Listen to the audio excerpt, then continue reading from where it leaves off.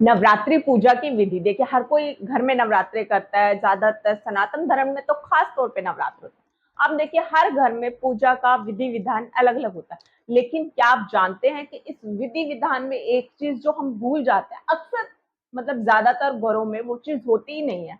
आप दिमाग पे जोर दे के सोचिए, ऐसा क्या है, हम नवरात्रों की पूजा हर साल करते हैं और फिर भी ऐसा कुछ है, ऐसा कुछ खास जो आपको अवश्य करना चाहिए, और उसका बेनिफिट इतना होगा ना, जितना कि आप वैष्णो देवी जाकर आते हैं, आप कोई मन्नत मांगते हैं, उतना ही बेनिफिट आपको मिलेगा। अब मालूम है आपको, छोटा सा वो क्या काम करना है, बहुत छोटा सा काम है। आप कहीं से मिट्टी ले आइए और उस मिट्टी की 3 पिंडी बना लीजिए, या मिट्टी नहीं ला सकते तो सुपारी ले लीजिए, 3 सुपारी ले लीजिए और तीनों सुपारी पे मोली बांधिए।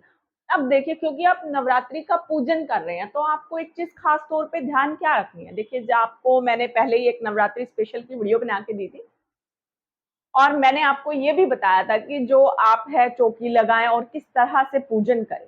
ये बात मैंने आपको बताई थी, लेकिन ये जो पिंडी वाली बात है, ये मैंने उस वीडियो में आपको नहीं बताई थी। क्यों नहीं बताई थी, उसके पीछे एक कारण था, क्योंकि अगर सभी चीजें एकदम से मिक्स करके मैं आपको दूंगी, तो शायद आपको जो चीज पता होनी चाहिए वो मिस ना हो जाए।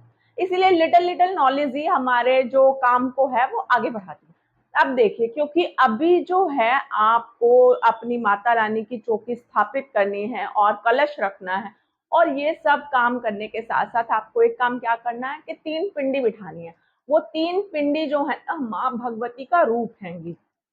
जैसे कि आप वैष्णो देवी जाते हैं दर्शन के लिए और वहां पे आप दर्शन करते हैं तीनों पिंडी के, ठीक उसी तरह से यदि आप अपने घर में माता रानी की चौकी पे माता रानी की फोटो लगाने के पश्चात ठीक उनके सामने तीनों पिंडी रखते हैं, कलश में पानी भर के उसके ऊपर नारियल रखे, उन दोनों के ऊपर मौली बांधिए, सतिया लगाइए। और देखो, और आपको एक बात खास इंटरेस्टिंग बताती हूँ। देखिए, आप क्या करते हैं कि ये सब काम तो हम करते ही हैं।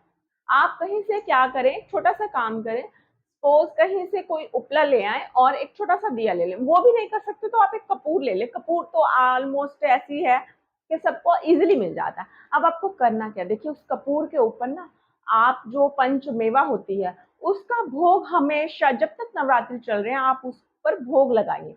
अगर आप पंचमेवा नहीं लगा सकते तो भी कोई बहुत बड़ी बात नहीं है, मिश्री तो आसानी से आपको मिल जाती है, आप मिश्री का भोग वहां लगा सकते हैं, सफेद पताशे का भोग लगा सकते हैं।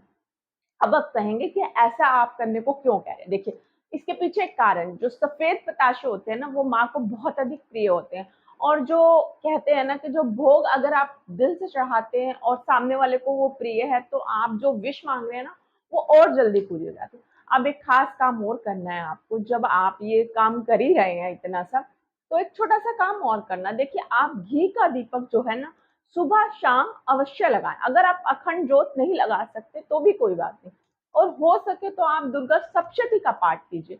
अगर नहीं कर सकते तो भी कोई बात नहीं है, आप ऐसा कर सकते हैं, आप जो ज्योत लगाते हैं वो लगाइए, और जो भी आप अपनी सुबह शाम आरती करते हैं वो कीजिए।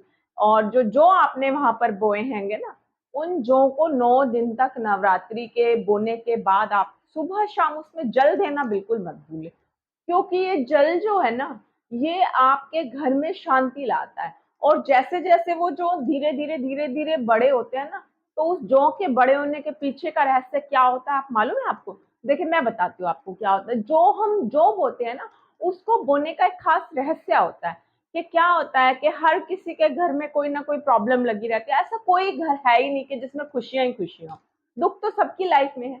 बट क्या होता है, माता रानी जो हमें उन जोहों के जरिए दर्शन देती है और जो वो धीरे धीरे बड़े होते हैं, तो उसके साथ साथ ना आपका कष्ट भी कटता है, मतलब आपकी लाइफ में जो प्रॉब्लम है उनका दी एंड हो जाता है।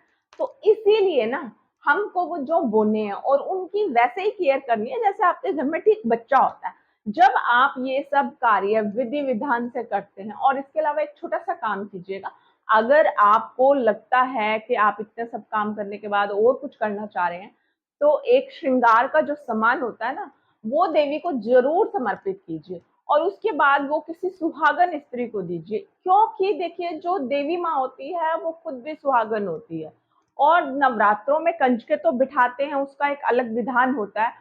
बट क्योंकि सुहाग जो चीज होती है ना औरतों के लिए, वो इसलिए दिया जाता है कि आपके घर में जो बेटियां हैं या जो बहुएं हैं, या सपोज जो भी घर की बड़ी औरत हैगी, उनके घर पे माँ की जो कृपा है ना सदा बरसती रहे।